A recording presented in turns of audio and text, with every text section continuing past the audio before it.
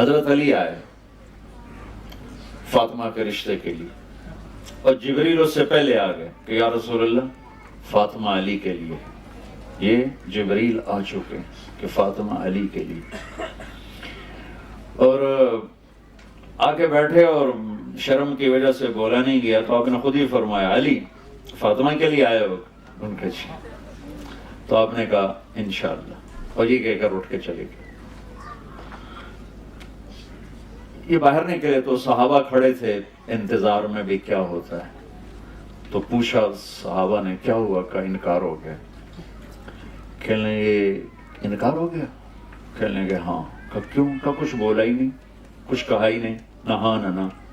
تو عبد الرحمن بن عوف کہنے لگے کچھ بولے تھے؟ تو کہنے لگے ہاں انشاءاللہ کہا تھا۔ کہا تو مبارک ہو گیا۔ کہا وہ کیسے؟ کہا نبی کا انشاءاللہ ہاں ہوتا ہے۔ انشاءاللہ کیوں کہا؟ جبریل تو پہلے آ کے بتا چکا ہے کہ فاطمہ علی کے لیے اللہ لکھ چکے ہیں۔ یہ بہت بڑا سبق آپ کو سنا رہا ہوں اپنے نبی کی زندگی کا۔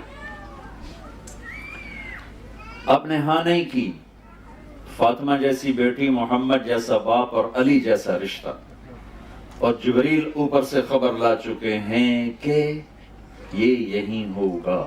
پھر آپ گھر گئے اور بیٹی کو بلایا کہ بیٹی فاطمہ علی کا رشتہ آیا ہے، ہاں کر دو۔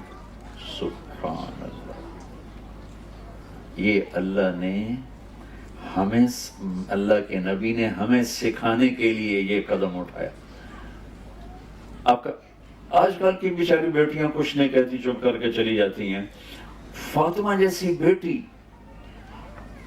جنت کی عورتوں کی سردار، اور محمد مصطفیٰ جیسا باپ، وہ باہر جس کو بھی ہاں کر دیتے۔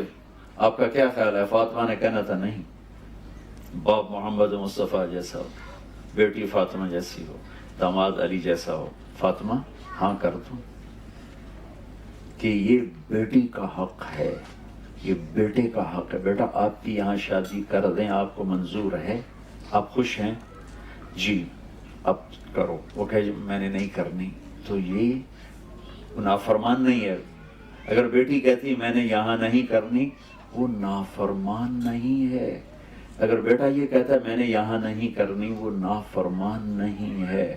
ہم پیدا ہوتے ہی اے میری تے اے میرے پتر دی پہلے ہی ملا کے بہ جاندے، پیچھے لڑائیاں شروع ہو جاندی۔ میں قربان جاؤں، کیا خوبصورت سبق دے رہے ہیں۔ ہم اپنی بچیوں کو اٹھاتے ہیں، شادی کرتے ہیں، لیکن ہمارے ملک، مجھے یہاں کا نہیں پتا کیا معاشرہ، ہمارے ملک میں بچیوں سے نہیں پوچھا جاتا، صرف ان کو خبر دی جاتی، اسی طرح اتنے رشتہ کر دیتے۔ وہ جانور ہے، انسان ہے، وحشی ہے، بدماش ہے، بس اب ہم نے یہی کر دیا ہے۔ ہماری عزت کا سوال ہے۔ یہ ماں باپ اپنی ایک جھوٹی عزت کا بت بناتے ہیں، پھر اس کی پوجا کرتے ہوئے اپنی اولاد کو ذبح کر دیتے ہیں۔ تو یہ میرے نبی کی زندگی کی کیا خوبصورت ادا ہے۔ جب حضرت فاطمہ نے ہاں کی تو آپ فوراً باہر نکلی۔ آپ نے کہا علی بلاؤ، علی آ گئے، کہ لوگوں کو اکٹھا کرو۔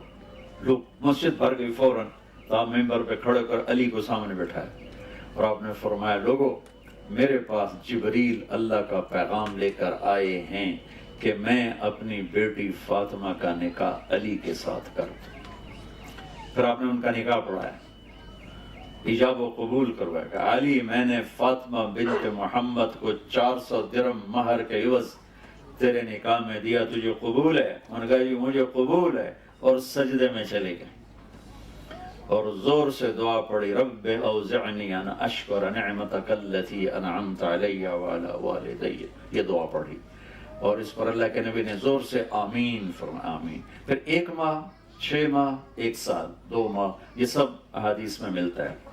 فوری رخصتی نہیں ہوئی، کچھ عرصہ ٹھہر کے، وہ تھوڑی مدت بھی لکھی ہوئی ہے، لمبی مدت بھی لکھی ہوئی ہے، لیکن جب رخصتی ہوئی تو آپ نے علی کو کہا کہ آ کے فاطمہ کو لے جاؤ۔ علی اونٹنی لے کر آئے، سلمان فارسی ساتھ آئے، عقیل ساتھ آئے، آپ علی کو اندر لے کر گئے، اور فاطمہ کا ہاتھ پکڑ کے علی کے ہاتھ میں دے کر فرمایا علی تجھے نبی کی بیٹی مبارک ہو۔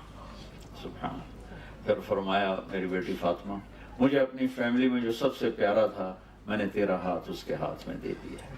پھر اپنے پیالے میں پانی منگوایا اور اس پر قل اعوذ برب الفلق قل اعوذ برب الناس پڑھ کے اس پر دم کیا، پھونکا، پھر ایسے اس میں انگلیاں ڈال کے علی کے سینے پر چھڑکاؤ کے، پھر فاطمہ کے سینے پر، پھر ان کی کمر پر، پھر ادھر ایک روایت میں یہاں بازوؤں پر، پھر باقی کہا کہ یہ پی لو، باقی ان کو پلا دیا۔